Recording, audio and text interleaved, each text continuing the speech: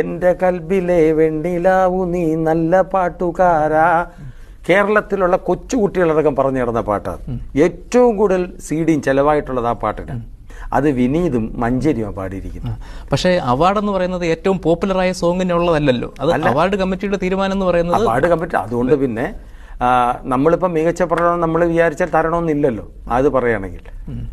പക്ഷേ പ്രോത്സാഹിപ്പിക്കാൻ വേണ്ടിയാണ് കൊടുത്തിരിക്കുന്നതെന്ന് പറയുന്നു. അതിൽ വലിയ യങ്സ്റ്റേഴ്സ് അല്ലേ ഈ വിനീതും മഞ്ചരിയൊക്കെ. പ്രോത്സാഹനം അങ്ങനെയാകാമല്ലോ.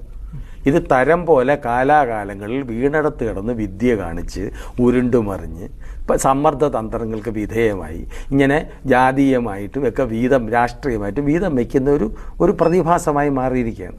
പണ്ടൊക്കെ പിന്നെ സംസ്ഥാന അവാർഡെന്ന് പറയുമ്പോഴത്തേക്ക് ഈ റേഡിയോ ഉള്ള എല്ലാ സ്ഥലത്തും ജനങ്ങൾ കൂടുമായിരുന്നു. ഞാൻ കണ്ടിട്ടുണ്ട്. ആർക്കാണ് അവാർഡ് കിട്ടിയത്, ആർക്കാണ് അവാർഡ് കിട്ടിയത്, മികച്ച നടൻ ആരാണ്. ഇന്ന് ഏറ്റവും കൂടുതൽ ക്രിക്കറ്റിൻ്റെ